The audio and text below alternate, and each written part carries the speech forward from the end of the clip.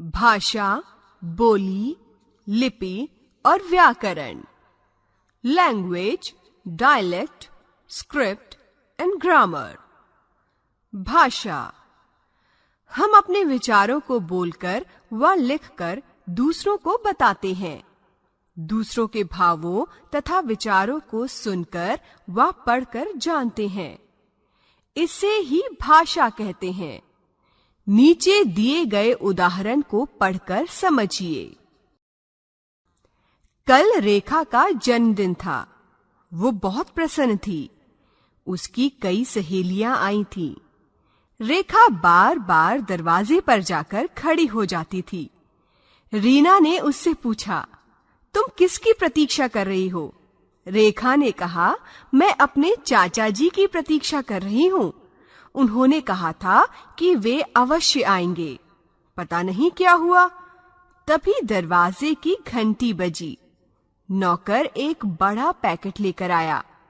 उसके चाचा जी ने उसके लिए उपहार भेजा था। साथ में एक पत्र भी था।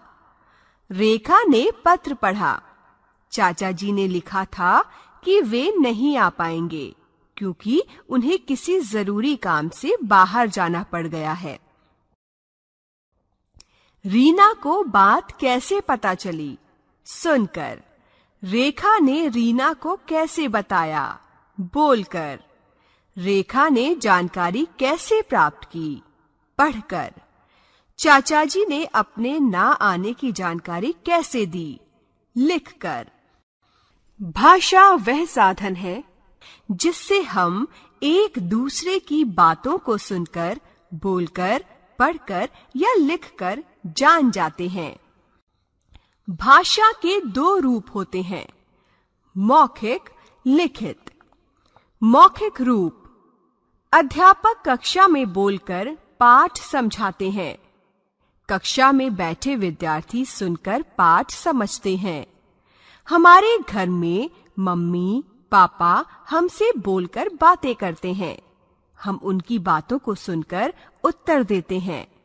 ये भाषा का मौखिक रूप है। लिखित रूप, हम पत्र लिखकर भी अपनी बात दूसरों को बताते हैं।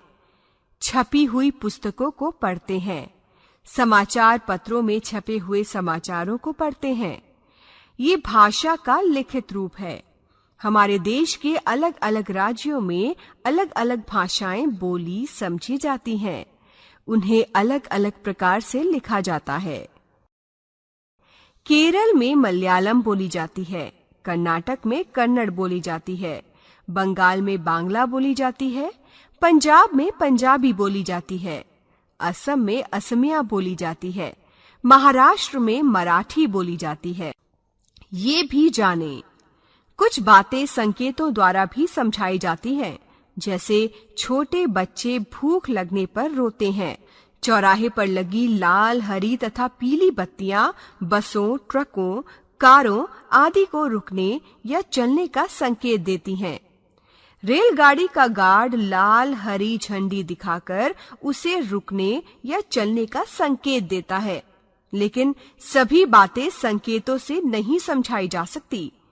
अपने भाव या विचार दूसरों को बताने अथवा दूसरों के भाव या विचार जानने के लिए भाषा सीखनी ही पड़ती है। बोली, बोली भाषा का वो रूप है जिसका प्रयोग किसी विशेष जगह या स्थान पर ही किया जाता है।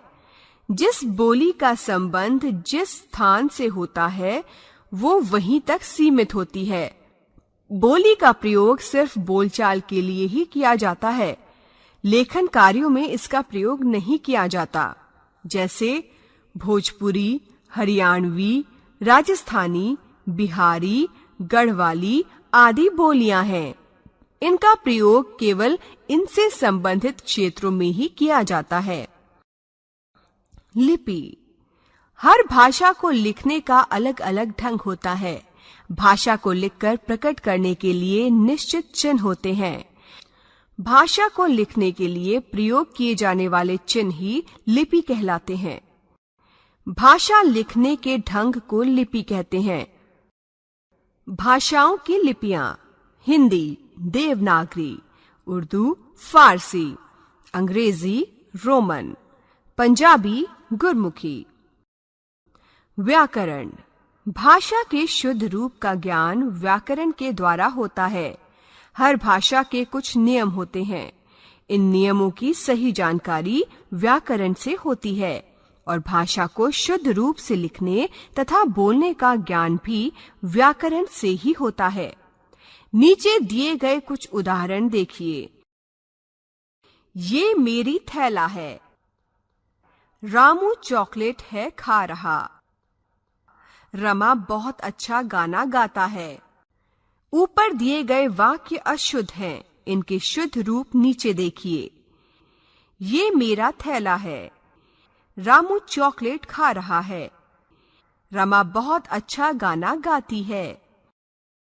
भाषा के नियमों की सही जानकारी देने वाले शास्त्र को व्याकरण कहते हैं। अब हम जान गए, अपने मन के भाव को बोलकर या लिखकर दूसरों तक पहुंचाना या प्रकट करना ही भाषा है। भाषा के दो रूप हैं।